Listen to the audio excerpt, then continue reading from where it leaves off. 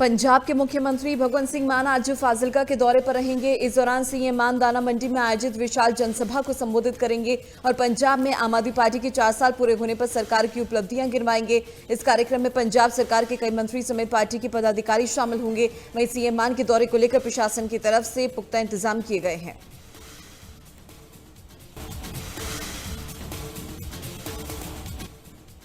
Cabinet मंत्री हरपाल सिंह चीमा बुधवार को पटियाला के पंजाबी यूनिवर्सिटी के सेमिनार में शामिल हुए। इस मौके पर उन्होंने कहा कि पंजाब में कोई डर और खौफ का माहौल नहीं है। साथ ही उन्होंने कहा कि पंजाब सरकार सभी के लिए बराबर का काम कर रही है।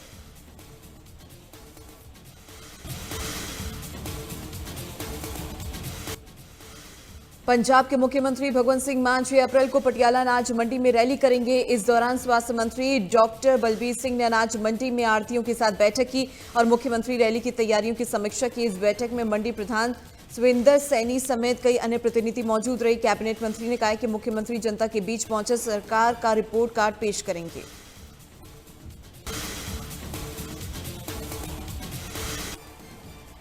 चंडीगढ़ में बीजेपी कार्यालय के बाहर धमाका हुआ। धमाके के बाद कई वाहनों को भारी नुकसान पहुंचा है। इस मौके पर चंडीगढ़ पुलिस और फॉरेंसिक की टीमें घटनास्थल पर पहुंची, जहां पुलिस की टीम में बीजेपी कार्यालय को खाली करा दिया है। वहीं मौके पर पहुंची चंडीगढ़ की एसएसपी कंवरदीप कौर ने बताया कि मामले की पूरी जांच की जा रही है।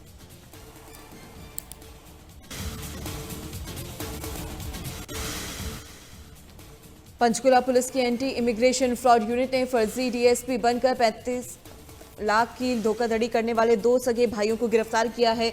आरोपियों के पास से नकदी और हरियाणा पुलिस की फर्जी वर्दी बरामद की है। दोनों आरोपियों को पुलिस ने कोर्ट में पेश कर रिमांड पर ले लिया और मामले से जुड़े अन्य लोगों की तलाश में जुटी है।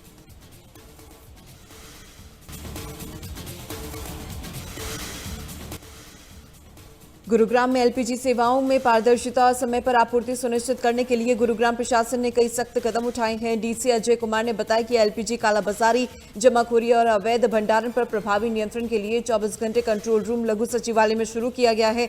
डीसी ने कहा है कि जिले में 58 गैस एजेंसियों के पास 15,311 सिलेंडर उपलब्ध हैं और आपूर्ति पूरी तरीके से सुचारू है।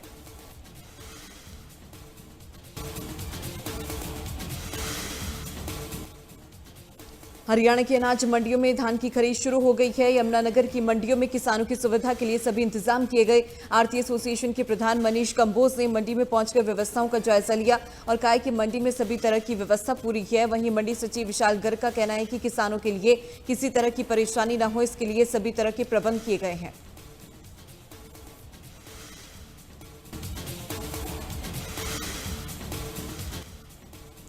कुशीनगर के भैंसा मेले में एक बड़ा झूला टूटने से बड़ा हादसा हो गया, जिससे लगभग 20 से ज्यादा लोग घायल हो गए। घटना के बाद मौके पर अफरा तफरी और भगदड़ मच गई। हादसे की सूचना मिलते ही स्थानीय लोगों और प्रशासन की टीम ने तुरंत राहत कार्य शुरू किया है। घायलों को मलबे से बाहर निकाला गया, जिन्हें एम्बुलेंस की मदद से घायलों को नजदीकी अस्पताल में इलाज के लिए भर्ती कराया गया। फिलहाल पुलिस की तरफ से हादसे के कारणों की जांच की जा रही है।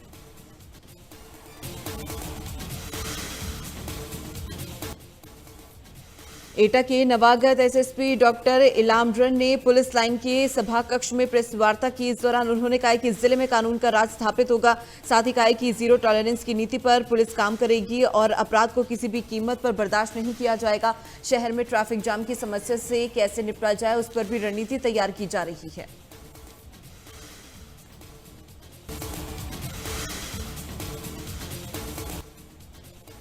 उत्तराखंड के मुख्यमंत्री पुष्कर सिंह धामी ने देहरादून में राज्य में तैनात आईटीबीपी इकाइयों के लिए वाइब्रेंट विलेज प्रोग्राम के तहत एमओयू हस्ताक्षर समारोह में हिस्सा लिया। इस दौरान उद्देश्य कार्यक्रम का ग्रामीणों के विकास और स्थानीय इकाइयों के सशक्तिकरण को बढ़ावा देना है।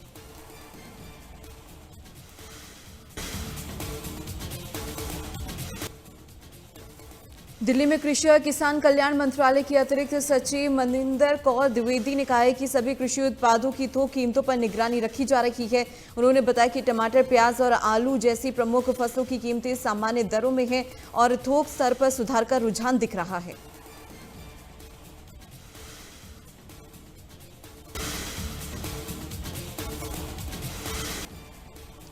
दिल्ली में नागरिक उड्डयन मंत्रालय की संयुक्त सचिव प्रेस कॉन्फ्रेंस कर बताया कि पेट्रोलियम और प्राकृतिक गैस मंत्रालय ने घरेलू रूटों पर चलने वाली एयरलाइंस के लिए टीएफ की कीमतों में सिर्फ 25% बढ़ोतरी की है। उन्होंने कहा कि ये फैसला भारतीय किसान विमानन उद्योग के लिए राहत देगा, क्योंकि ईंधन लागत कुल परिचालन खर्च का लगभग 40% होता है और वैश्विक ऊर्जा बाजार में उछाल के बावजूद परिचालन लागत नियंत्रण में रहेगी।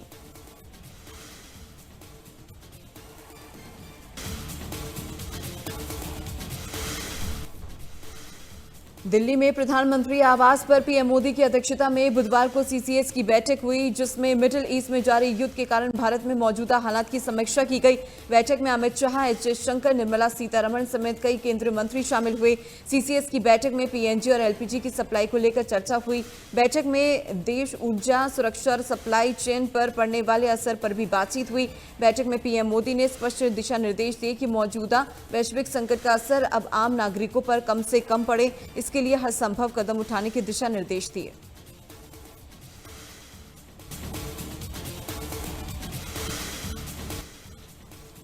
देश भर में हनुमान जयंती को धूमधाम से मनाया जा रहा है। सुबह से ही मंदिरों में श्रद्धालुओं की भारी भीड़ उमड़ पड़ी है और श्रद्धालु बजरंग बली के दर्शन कर विधिवत पूजा अर्चना कर रही है।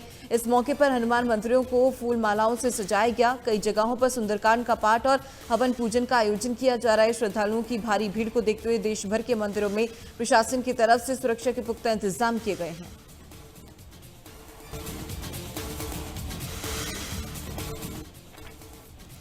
भारत और पाकिस्तान के बीच बड़े तनाव के दौरान हुए ऑपरेशन सिंदूर को लेकर भारतीय नौसेना प्रमुख एडमिरल दिनेश के त्रिपाठी ने बड़ा खुलासा किया है। उन्होंने कहा है कि इस ऑपरेशन के दौरान भारतीय नौसेना पाकिस्तान पर समुद्र से हमला करने से महज कुछ मिनट दूर थी, लेकिन पाकिस्तान की ओर से काइनेटिक एक्शन यानी सैन्य कार्रवाई को रोकना अनुरोध किया गया था। मुंबई में आयोजित नेवल इन्वेस्टर समारोह के दौरान एडमिरल त्रिपाठी ने ये जानकारी दी।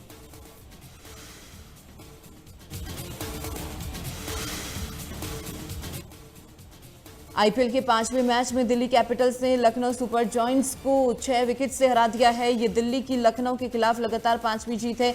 इकाना स्टेडियम में खेले गए मैच में लखनऊ की टीम पहले बैटिंग करते हुए 141 रन पर ऑल आउट हो गई, जिसके जवाब में दिल्ली ने 17.1 ओवर में 4 विकेट खोकर टारगेट हासिल किया। दिल्ली की तरफ से समीर रिजवी ने 70 और ट्रिस्टन स्टब्स ने 39 रन बनाए।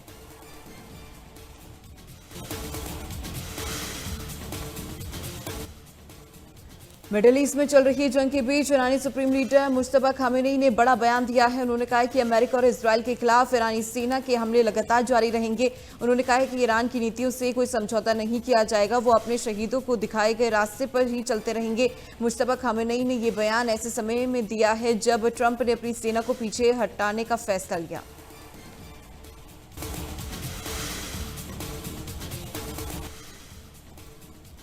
ईरान के राष्ट्रपति मसूद पेजेशकियान ने अमेरिकाओं के लिए पत्र लिखा है। इनमें उन्होंने अमेरिकी लोगों से युद्ध के प्रोपेगेंडा के धुन से बाहर देखने और मनगढ़ंत खतरे को नकारने की अपील की है। उन्होंने कहा कि ईरान ने कभी किसी युद्ध की शुरुआत नहीं की, फिर भी जिसने भी उस पर हमला किया है, ईरान ने उसका मजबूती और बहादुरी से मुकाबला किया।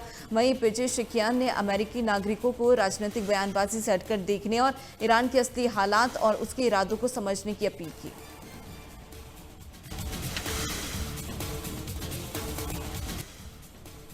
अमेरिकी राष्ट्रपति डोनाल्ड ट्रंप ने एक बार फिर बड़ा दावा किया है। ट्रंप ने सोशल मीडिया पर पोस्ट शेयर करते हुए कहा है कि ईरान ने अमेरिका से युद्ध विराम की मांग की है। साथ ही डोनाल्ड ट्रंप ने होर्मुज को लेकर कहा है कि अमेरिका इस पर तभी विचार करेगा जब होर्मुज पूरी तरीके से खुल जाएगा।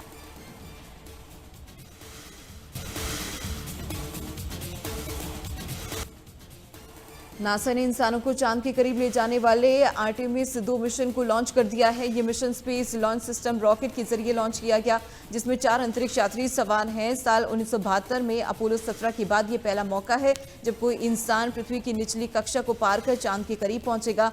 चारों यात्री इस मिशन में चांद के चारों ओर चक्कर लगाएंगे और फिर वापस धरती पर लौटेंगे। ये मिशन करीब 10 दिनों का होगा। यान अभी चंद्रमा की सतह पर नहीं उतरेगा, लेकिन भविष्य में चंद्रमा पर इंसानों के बसने के रास्ते को आसान बनाएगा।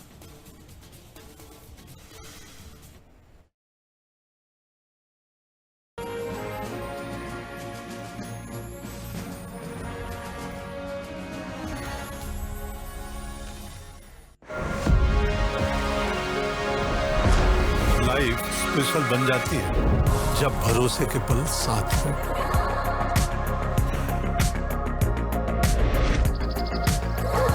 इन्हीं स्पेशल मोमेंट्स के लिए Hyundai Extra drive to shine. Panasonic AC India दा नवा कैप्टन कूल जिस दी एडवांस डस्ट बस्टर टेक्नोलॉजी कर दी है आउटडोर यूनिट नो ऑटो क्लीन, मतलब स्ट्रॉन्ग कूलिंग ते लंबी लाइफ। Panasonic।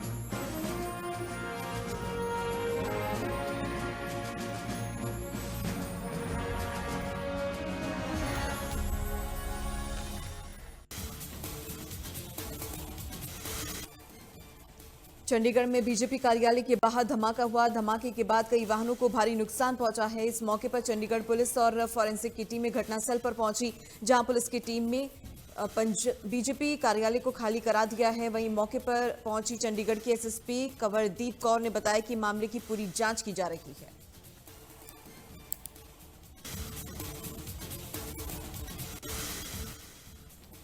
पंचकुला पुलिस की एंटी इमिग्रेशन फ्रॉड यूनिट ने फर्जी डीएसपी बनकर 35 लाख की धोखाधड़ी करने वाले 2 सगे भाइयों को गिरफ्तार किया है।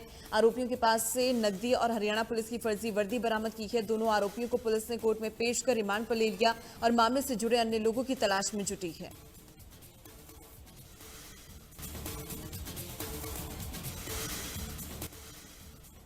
गुरुग्राम में एलपीजी सेवाओं में पारदर्शिता और समय पर आपूर्ति सुनिश्चित करने के लिए गुरुग्राम प्रशासन ने कई सख्त कदम उठाए हैं। डीसी अजय कुमार ने बताया कि एलपीजी कालाबाजारी, जमाखोरी और अवैध भंडारण पर प्रभावी नियंत्रण के लिए 24 घंटे कंट्रोल रूम लघु सचिवालय में शुरू किया गया है।